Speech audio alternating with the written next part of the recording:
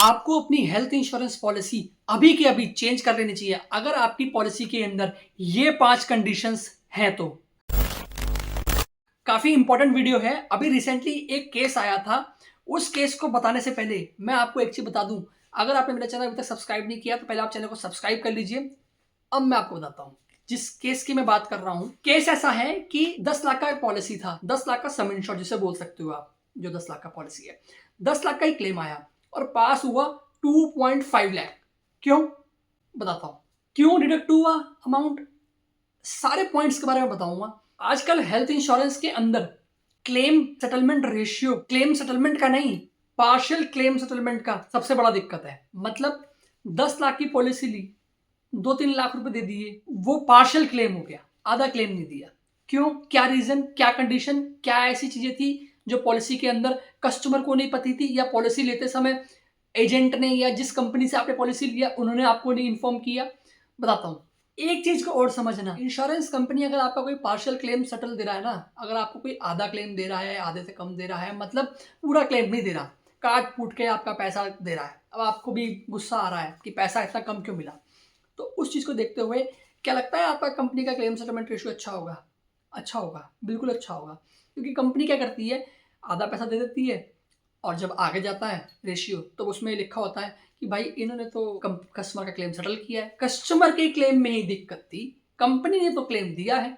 अब कस्टमर किससे लड़े? उसने तो भाई यही सोच के लिया था कि मुझे क्लेम मिल जाएगा। क्या रीजन रहा? तो यहाँ पे आप एक चीज का ध्यान रखिए, अगर कंपनी का क्लेम सेटलमेंट रेशियो डाउन भी है ना तो भी कोई दिक्कत नहीं है, बट क्लेम्स जितने होने चाहिए वो पूरे पास होने चाहिए। पार्शियल या उससे भी कम अमाउंट आपको मिल रहा है तो उसमें दिक्कत है। तो पहला पॉइंट जो है ना, जो उनको 2.5 लाख रुपए मिला है, अप्रॉक्स 2,62,000 रुपए वैसे उनको मिला है। मैंने आपको 2.5 लाख बोला है, 2,62,000 आप मान के चलिए। तो कैसे इसका कैलकुलेशन मैं बता देता हूँ। जैसे उनका रूम रेंट जो था, उनके हिसाब से जिस हॉस्पिटल में वो गए थे वहां 10,000 रुपए का रूम रेंट था, उन्होंने वही लिया। बट उनकी पॉलिसी के अंदर रूम रेंट कैपिंग थी, वो थी 5,000 रुपए की। अब जितने दिन वो हॉस्पिटल में रहे उनको हर दिन का 10,000 रुपए मिलना चाहिए था, लेकिन उनको मिला कितना? 50,000। कैसे मैं बताता हूँ। आपकी पॉलिसी थी 10 लाख की, रूम उन्होंने लिया हॉस्पिटल में 10,000 रुपए का। कितना ले सकते थे एज पर पॉलिसी? वो थी 5,000 रुपए। तो यहाँ पे उनको 50,000 मिला। वो सोच रहे थे पूरा मिल जाएगा 10,000 के हिसाब से, नहीं, उनकी पॉलिसी में लिमिट थी, रूम रेंट पे लिमिट थी। तो आपकी पॉलिसी के अंदर रूम पे लिमिट नहीं होनी चाहिए। आप कभी भी हेल्थ इंश्योरेंस ले, उसमें रूम रेंट वाला जो कंडीशन होता है ना, वो आप देख के लो कि 5,000 रुपये, 10,000 रुपये, 15,000 रुपये रूम का लिमिट लिखा हुआ है, या ऐसा लिखा हुआ है 1% मिलेगा, 2% मिलेगा रूम का, ठीक है, या शेड रूम लिखा हुआ है, ट्विन शेयरिंग रूम लिखा हुआ है। पॉलिसी मत तो कभी भी वो, हमेशा पॉलिसी वो लो जिसमें सिंगल प्राइवेट एसी रूम हो और रूम पे लिमिट ना हो, वो पॉलिसी लो। अब यहाँ पे आईसीयू चार्ज जो थे वो थे 10,000 रुपये, जो एज पर पॉलिसी उनको मिलने थे। बट जिस आईसीयू में वो गए थे वहाँ पे 15,000 रुपये का उन्होंने आईसीयू लिया था रूम। अब जितने दिन वो एडमिट रहे उसके हिसाब से वो थे 3 दिन एडमिट, तो वहाँ पे उनको 45,000 रुपये मिलने चाहिए थे, बट उनको मिले कितने? 30,000 रुपये। 15,000 तो यहाँ गए, पहले 50,000 चले गए, अब 15,000 चले गए। तो रूम रेंट कैपिंग और आईसीयू चार्ज पे कोई कैपिंग नहीं होनी चाहिए। सिंपल बात याद रखना, सिंपल बात। रूम और आईसीयू पे कोई भी कंडीशन नहीं होनी चाहिए कि भाई इतना ही मिलेगा। एक अमाउंट होता है ना भाई, 4,000 मिलेगा, 5,000 मिलेगा, 10,000 मिलेगा, ऐसी वाली पॉलिसी मत लेना कभी भी। अब तीसरी चीज यहाँ पे क्या कटा, हार्ट सर्जरी का क्लेम किया था इन्होंने। मतलब यहाँ पे जिस हॉस्पिटल में गए थे वहां पे 4 लाख रुपए लगने थे एक दिन के हार्ट सर्जरी के।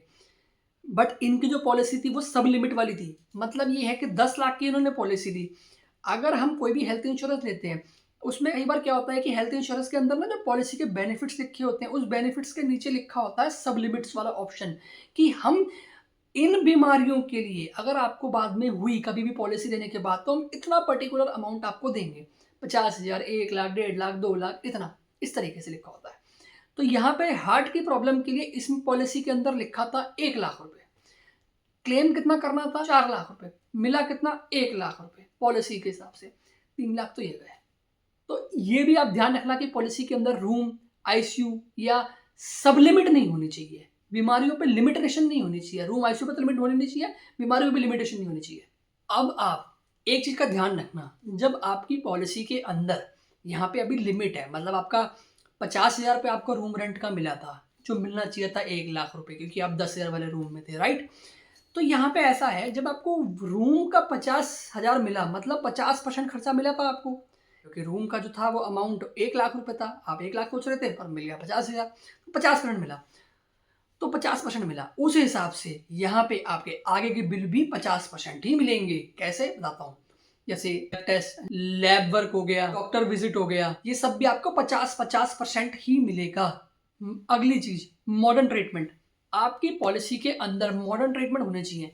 बहुत सारी पॉलिसीज के अंदर मॉडर्न ट्रीटमेंट कवर्ड ही नहीं होते, अगर होते भी है तो लिमिट हिसाब से होते हैं। तो आप ऐसी पॉलिसी देखो जिसमें आपका कवर्ड हो और अप टू सम इंश्योर्ड तक कवर्ड हो, मतलब जितना आपने पॉलिसी लिया 10 लाख का, वहां तक पूरा खर्चा आपको मिलना चाहिए मॉडर्न ट्रीटमेंट का।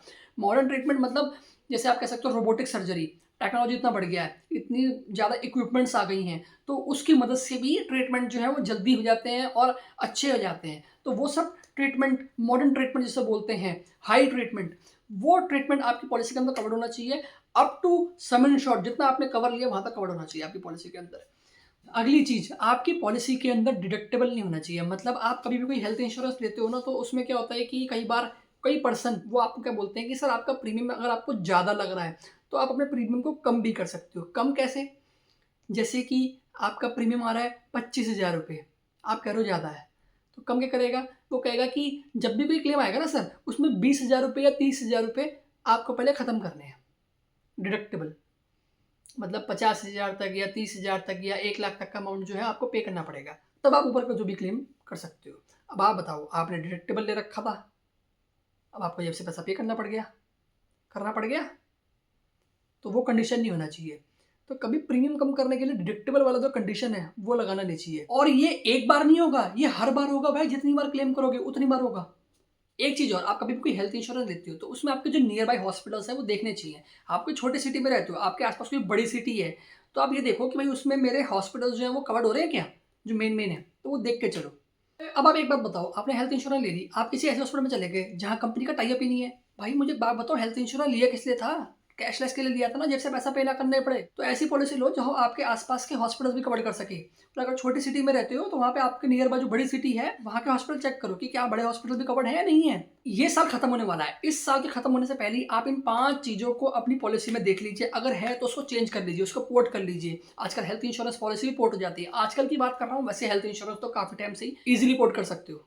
तो गाइस ये थे 5 कंडीशंस। आई होप आपको मेरी दी गई इन्फॉर्मेशन समझ में आई हो। पहली चीज, हेल्थ इंश्योरेंस में रूम आईसीयू पे लिमिट नहीं होनी चाहिए। दूसरी चीज, सब लिमिट्स नहीं होनी चाहिए। तीसरी चीज, मॉडर्न ट्रीटमेंट कवर्ड होने चाहिए अप टू सम इंश्योर्ड तक। चौथी चीज, आपका हॉस्पिटल्स का देखना चाहिए, आपका जो नियर बाई हॉस्पिटल्स हैं।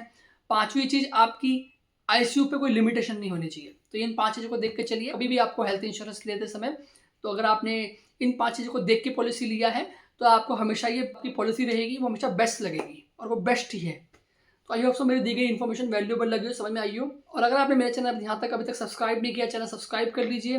तो मिलते हैं ऐसे ही नेक्स्ट वीडियो में। Till then take care, bye bye, good bye और बाय बाय।